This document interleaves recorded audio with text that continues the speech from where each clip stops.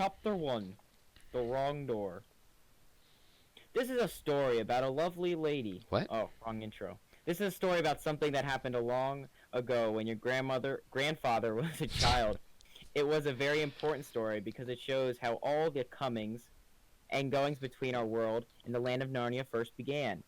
In those days, Mr. Sherlock Holmes was still living in Baker Street, and the the best stables, oh no, were looking for treasure in Lewisham Road. In those days, if you were a boy, you had to wear a stiff Elton John collar every day, and schools were usually nastier than now, but meals were nicer. And as far for weed, I wouldn't tell you how cheap and good they were, because it would only make your mouth water in vain. And in those days, there lived in London a girl named Polly Plummer. You threw in the weed and just it fit too well. It Like did fit way too well. that when you said weed I was like, "Oh my word." And then it just fit.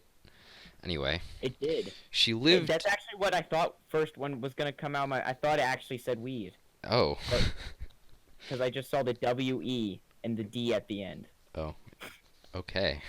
She lived in one of a long row of houses which were all joined together. One morning she was out in the back garden when a boy scrambled up from the garden next door and put his face over the wall. Her father met his face with a shotgun.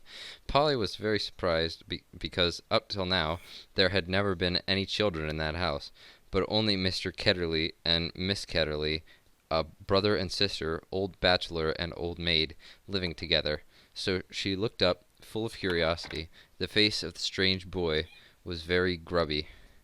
It could hardly have been grubbier if he had first rubbed his hands in the earth and then had a good cry, and then dried his face with his hands. As a matter of fact, this was very nearly what he had been doing. What? Hello. Said Polly. Hello, Jump. Hello, said the boy. What's your name? My name Polly, said Polly. What's yours? Diggory, said the boy. I say, what a funny name, said Polly.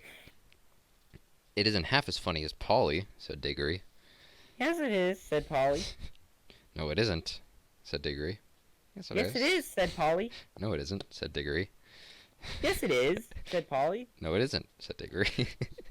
At any rate, I do wash my face, said Polly, which is what you need to do, especially after. And then she stopped. She had been going to say, after you've been blubbering, but she thought that wouldn't be polite. All right, I have then, said Diggory in a much louder voice, like a boy who was so miserable that he didn't care who knew he had been crying. And so would you, he went on, if you'd lived all your life in the country and had a pony and a river at the bottom of the garden, and then been brought to live in a beastly hole like this. London isn't a hole, said Polly, Indignantly. but the boy who was wound up to take any notice of her, and it went on. And if your father was anyway in India, and you had to come live with an aunt and an uncle who's mad, who would like that? And if the reason was that they were looking after your mother, and if your mother was ill and was going to die, then his face went the wrong sort of shape, as it does if you're trying to keep back your tears. Ugly crying face? Yeah. I don't know. I'm sorry, said Polly humbly. Just like And every then, YouTuber. because she hardly knew what to say, and also turned a Diggory's mind to cheerful subjects, Subjects. You she read? asked, is Mr. Ketterly really crazy, mad? Well, either he's mad, said Diggory, or there's some other mystery. He has a study on the top floor, and Aunt Letty says I must never go up there. Well, that looks fishy to begin with. And there's this other thing. Whenever he tries to say anything to me at meal times, he never even tries to talk to her. She always shuts him up. She says, Don't worry the boy, Andrew." Or, "I'm sure Diggory doesn't want to hear about that." Or else, "Now, Diggory, wouldn't you like to go out and play in the garden?" What sort of things does he try to say? I don't know. He never gets far enough. But there's more than that. One night, It was last night, in fact. I was going past the foot The of foot? the attic stairs on my way to bed, and I don't much care for going past them either. I'm sure I heard a yell. Perhaps he keeps a mad wife shut up there. Yes, I've thought of that. Or perhaps he's a coiner. Coiner. Or he may have been a pirate, like the man at the beginning of Treasure Island, and be always hiding from his old shipmates. How exciting! Man, I just got an idea of said what Paul. book we could read. Treasure Island? Yeah. I never knew your house was so interesting. You may think it interesting, said Degree, but you wouldn't like it if you had to sleep there.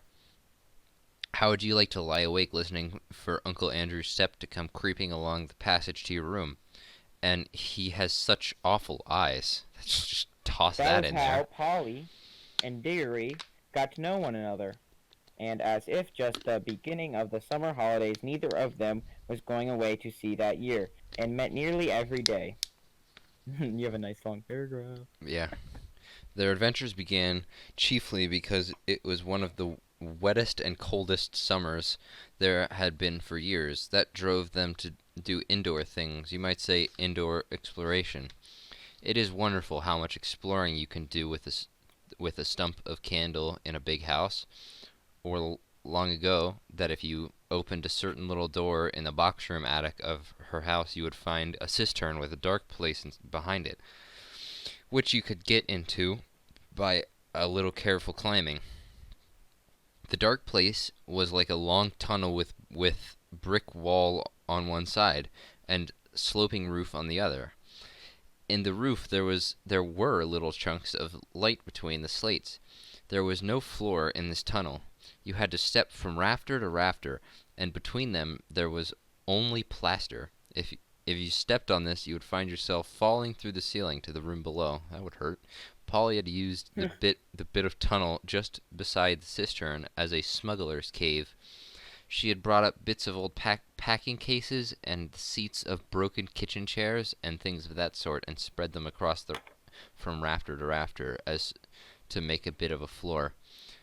Here she kept a cash box containing various treasures, and the story she was writing, and usually a few apples.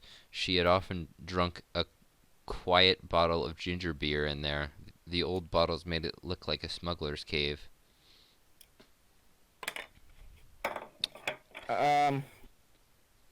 Didgery quite liked the cave. Didgeridoo? Like the instrument? Didgeridoo. Didgeridoo liked the cave. Didgeridoo did. She wouldn't let him see the story, but he wasn't much interested in exploring. Look here, he said. How long does this tunnel go for? I mean, does it stop where your house ends? No, said Polly. The walls don't go out to the roof. It goes on. I don't know how far. I sound like freaking Mrs. Doubtfire. Yeah, you do.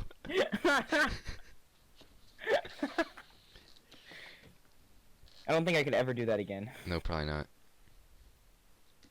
What's going on with my computer right now?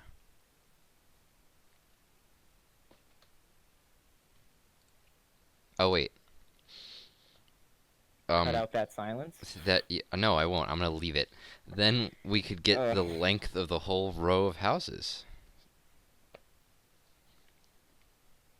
This is you now. What? No, you say. Oh, yeah. So we could, said Polly. And oh, I say. What? You've never played Tuber Simulator. We could go get into the other houses. Yes, and get taken up for burglars. No thanks. Don't be so jelly clever. Jelly? I was thinking of the house beyond yours. What about it? Why, it's the empty one. Daddy says it's always been empty ever since we came here.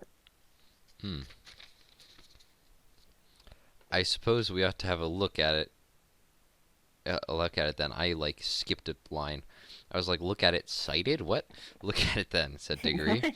He was a good deal more excited than you'd have thought from the way he spoke. For of course he was thinking, just as you would have been, of all the reasons why the house might have been empty so long. So was Polly. Man, I can't read. Neither of them said the word We need to get haunted. better at this. We need to get better at this. I'm sure we will with time. And both felt Yeah. that once the thing had been suggested, it would be feeble not to do it. Shall we? Nope. That's you. You're Didgery. Oh, I'm am Polly. I? Okay. Yeah, Shall you're we go on and Didgery. try it now? Said Diggory. All right, said Polly. Just gotta get that one out of there. I, Yep. I'm game if you are, said. Oh, wait, that's you. I skipped a line.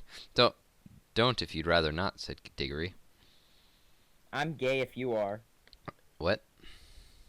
It's your line. How how are we to know when we're gay? We're in the next house but one. They decided they would be gay together and have to go into the box room and walk across it, taking steps as long as the steps from one rafter to the next. That would give them an idea of how many rafters went to a room. Then they would allow about 4 more for the passage between the 2 attics in Polly's house, and then the same number of the maid's bedroom as for the box room. They would give them the length of the house. When they had done the distance twice, they would have been at the end of Didgeridoo's house. Any door they came to after that would let them into the attic of the empty house. But if I don't expect it's really empty at all, said Didgeridoo. What do you expect? What do you expect? I expect someone lives there in secret, only coming in Like and out at squatting. night. What? Someone's squatting in the house. Yeah, someone is squatting in that house. Only Just coming in holding and a out. squat the whole time. It's They just walk in. There's a guy just like look like he's taking a crap in the middle of the got just gigantic thighs from just room. squatting eternally. With His arms are like the size of like toothpicks, but his like just his thighs are mhm, like tree logs. mhm. Yeah, and then his calves are just back to toothpicks because he doesn't eat. Yes, He just squats. he looks like a feeble sixth grader Oof. with If only they ginormous log thighs. If only they stumble upon this when they have to do their project, that would be great. Um, We should cut that out so they don't know. no, they have to Oh. know. It's Can we the- cut out everything every time I say cut it out? No, I'm leaving. Oh. I'm not cutting any of this out. I expect man, someone I gotta lives. watch what I say. No, you don't. No one's gonna see it anyway. I expect someone lives there in Yeah, secret, you're right. only coming in and out at night with a dark lantern. We shall probably discover a gang of desperate criminals and get a reward. It's not all rot to say a house would be empty in all those years unless there was some mystery. Daddy thought it must be in the drain, said Polly. Pooh! Grown-ups are always thinking of uninteresting explanations, said Diggory. Now that they were talking by daylight in the attic instead of by candlelight in the smuggler's cave, it seemed much less likely that the empty house would be haunted. Wait, you have a notification on you. Okay, never mind. We're good. Okay. When they had measured the attic, they had to get a pencil to do a sum. They both got different answers to it at first. And even when they agreed, I'm not sure they got it right. They were in a hurry to start on the exploration. It's you, but I'll start with a narration. Oh yeah, I'm Polly. Mm-hmm. We mustn't make a sound, said Polly, as they climbed in again behind the cistern. Because it was such an important occasion, they took a candle each. Polly had a good store of these in her cave. It was very dark and dusty, and they stepped from rafter to rafter without a word, except when they whispered to one another, "Wait, we're opposite your attic now, or this must be halfway through our house." And neither of them stumbled, and the candles didn't go out. And at last they came to where they could see a little door in the brick wall on the right. There was a bolt or handle on this side of it, of course, of the door. Of course, for the door had been for getting in, not for getting out. But there was a catch, as there often is on the inside of a cupboard door, which they felt sure they would be able to turn. Shall I? That was me. I'm Shall I? I'm gay if you are, Shall said Polly, just as she had. I'm just gonna you're not let you read. yeah, you're just going We like had for both felt that it was becoming very serious, but they're both gay. It's very serious at this point. They've been infected with the gay, and now it's terminal. their relation is just extremely serious right now. Mm-hmm. They both felt it. Yeah, But they're neither both would gay. draw back. Didgeridoo pushed around the catch with some difficulty. The door swung open, and sudden daylight made them blink 182. Then, That was not such a awful. bad one. That was a really bad one. That was really bad. I'm leaving it in though. Then, with a great shock, they saw that they were looking not into a discreet attic, but into a furnished one. But it seemed empty enough. It was dead silent. Polly's curiosity got the best of her. She blew out her candle and stepped out into the strange room, making no more noise than a mouse. It was shaped, of course, like an attic. Well, duh, they're in the attic. But furnished as a sitting room. Every bit of the walls was lined. That's not grammar. Every bit of the walls was lined with shelves, and every bit of the shelves was full of books. Still not grammar. A fire was burning in the grate. You remember that it was a very cold, wet summer that year. And in front of the fireplace, with its back toward them, was a high-backed armchair. Between the chair and Polly, and filling most of the middle of the room, was a big table piled with all sorts of things, printed books and books of the sort you write in, and ink bottles and pens and sealing wax, and a microscope. I was going to make a joke about a microscope, but I won't. This is going on YouTube. When she noticed first, but what she noticed first was a bright red wooden tray with a number of rings on it. They were in pairs, a yellow one and a green one together, then a little space, and then another yellow one and another green one. They were no bigger than ordinary rings, and no one could help noticing them because they were so bright. They were the most beautifully shiny little things you can imagine. What are you doing? I could just hear clicking on your end, like you're moving I'm around. just If Polly had been a very little younger, she would have wanted to put one in her mouth. Oh, like a Tide Pod. yeah. The room was so quiet that you noticed the ticking of a clock at once. And yet, as she now found, it was not absolutely quiet either. There was a faint, very faint humming sound. If hovers had been invented in those days, Polly would have thought it was the sound of a hover being worked a long way off. It's a hover. Hoover. That's okay. Oh, a My Hoover. book says if vacuum cleaners had been invented in those days, probably would have thought it was the sound of a Hoover being worked a long way off. It's what British people call vacuum cleaners. Oh, Several rooms away. it's talking about hovering cars. No, Hoovers like vacuums. Uh, it's all right. There's no one here," said Polly over her shoulder to Diggory. She was speaking above a whisper now, and Diggory came out as gay, blinking and looking extremely dirty, as indeed Polly was way too. Oh, this is no good, he said. It's not an empty house at all. We'd better leave before anyone comes. 'Cause we're gay. "What do you think those are?" said Polly, pointing at the massive colored rings. They are not massive. No, they're not. I don't know where you got massive. I don't know why I was just saying massive. That's weird. Yeah, I'm not sure. Oh, They're tiny rings. yeah, they're very. I mean, that's what the microscope's for. Oh, come Yeah, on, tiny rings. said Diggory. The sooner he never. Oh wait, it's you. It's a paragraph. I'll just read it anyway. He never finished what he was going to say, for at that moment something happened. The high-backed chair in front of the fire moved suddenly, and there rose out of it, like a pantomime demon coming out of a trap door, the alarming form of Uncle Andrew. They were not in the empty house at all. They were in Diggory's house, and in the forbidden study. Both children said, "Oh, oh, oh!" and then realized their terrible mistake. They felt they ought to have known all along that they hadn't gone nearly far enough. Uncle Andrew was tall and very thin, like an Enderman. He had Oh a my long word. He's he not black though. he had a long no he's not. He had a long clean-shaven face with a sharply pointed nose and extremely bright eyes and a great tousled mop of Extremely gray bright hair. eyes. Were they purple? Maybe.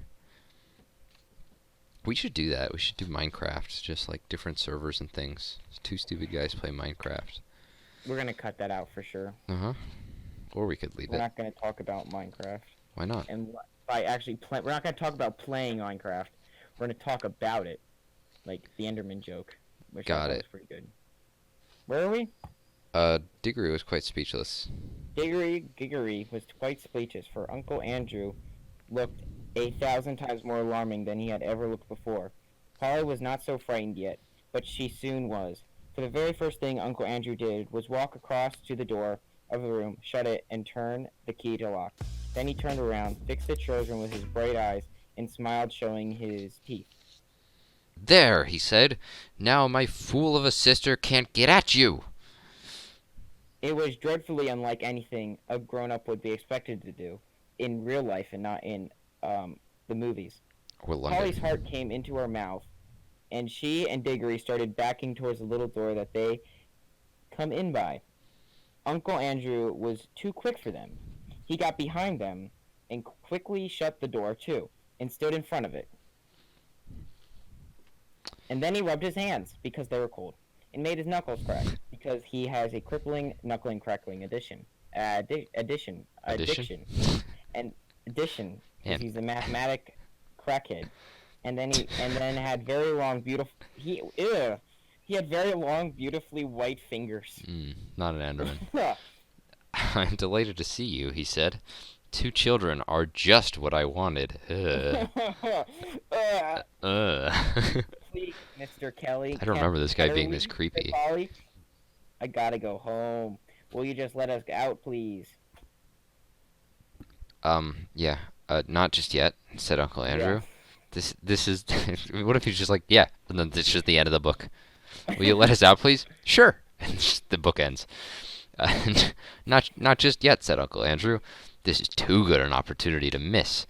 I wanted 2 children. You see, I'm in the middle of a great experiment. I've tried it on a guinea pig, and it seemed to work. But then a guinea pig can't tell you anything, and you can't explain to it how to come back. Oh, it's still Look me. here. Look here, Oh, Uncle yeah. Andrew, said Diggory. It really is dinner time, and they'll be looking for us in a moment. You must let us out. Must, said Uncle Andrew. Didgery and Polly glanced at one another. They dared not say anything, but the glances meant, "Isn't this dreadful?" And we must humor him. "If you let us go for our dinner now," said Polly, "we will come back after dinner." Ah, but how do I know that you would? Said Uncle Andrew with a cunning smile. Then he seemed to change his mind. Well, well, he said, if you really must go, I suppose you must. I can't expect 2 youngsters like you to find it much fun talking to an old buffer like me. He sighed and went on. You've no idea how lonely I sometimes am. But this is sounding way creepy. But no Yeah. matter. Go to Getting your some dinner. Michael Jackson vibes. But I must give you a present before you go. It's not every day that I see a little girl in my dingy old study, especially, Oh, I if hate I may this so say much. so, such a very attractive young lady. No, stop! You're too old for this. Stop! Anyway, it's you. Oh, dope. Where are you? Uh, Oh, Especially, Polly began to think he might not really be that after all. Wouldn't? Do wouldn't you like a ring, my dear? Said Uncle Andrew to Polly. you mean one of those yellow or green ones? Said Polly. How lovely. You're. Not a green one, said Uncle Andrew. I'm afraid I can't give the green ones away, but I'd be delighted to give you any of the yellow ones with my love. Come try one on. Yeah. Polly had now quite got over her fright and felt sure that the old gentleman was not mad. There was certainly something strangely attractive about those bright rings. She moved over to the tray. "Why, I declare," she said, "that the humming noises get louder here. It's almost as if the rings are making them." What a funny fancy, my dear, said Uncle Andrew with a laugh. It sounded a very natural laugh, but Diggory had seen an eager, almost a greedy look on his face. Polly, don't be a Polly! fool, he shouted. Don't touch them. It was too late. Exactly as he spoke, Polly's hand went out to touch one of those rings, and immediately, without a flash or noise or warning at any of sort, there was no Polly. Didgery and his uncle were alone in the room.